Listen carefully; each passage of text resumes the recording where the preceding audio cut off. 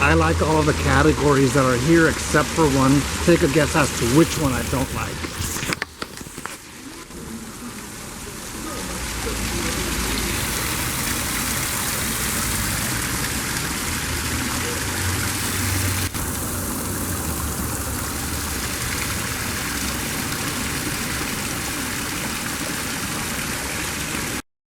Good day, YouTube. I am back in Colorado.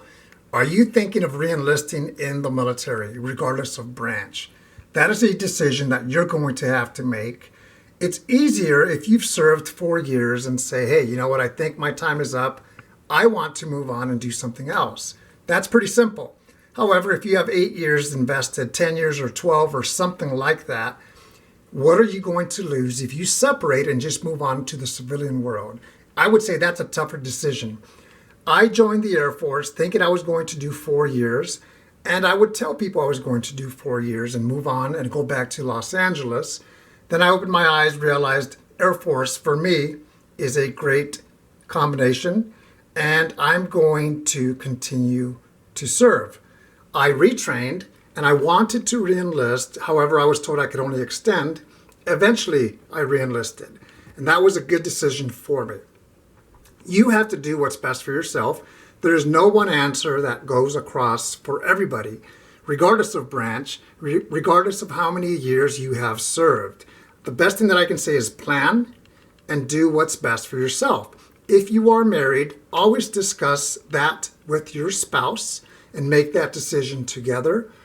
The other thing is, I have seen people who re-enlist because they did not plan.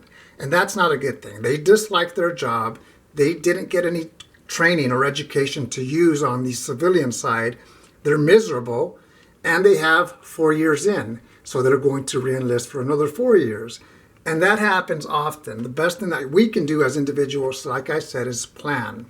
And I'll give you another example. When I was a young airman, I had a mentor who was a tech sergeant, and he knew I wanted to leave the Air Force after my contract. He said, why don't you re-enlist or retrain, which I did, get your degree, and then if you still want to get out, you have your education out of the way, at least your bachelor's degree, and that's what I did. However, I stayed in the Air Force. I didn't leave the Air Force, at least not by choice. I'm looking over here because I have some notes.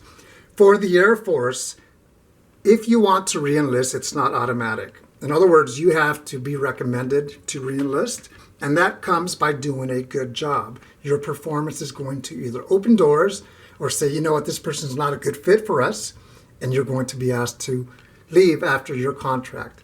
That is something to keep in mind as well.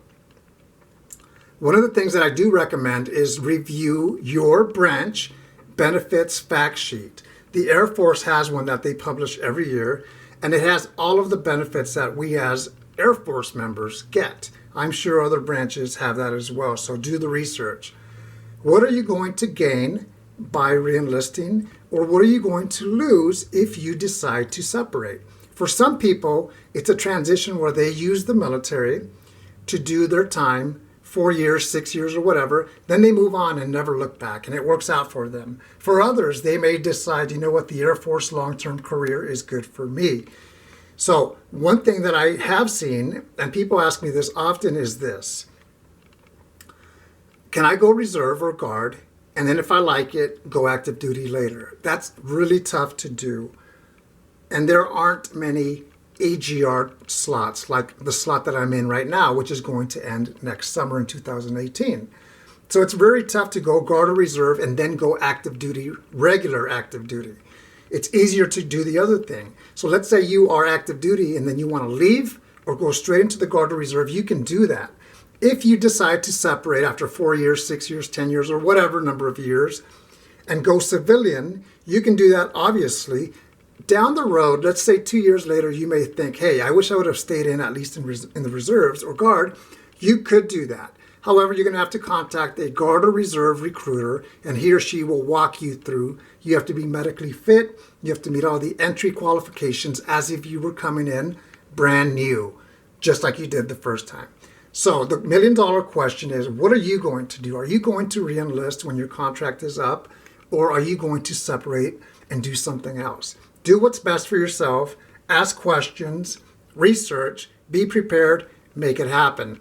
I will leave you with one more thing, and that is if you have decided to already re-enlist, or if you've decided to separate, how did that work out for you? If you feel comfortable sharing that in the comments section. Have a great day. Take care.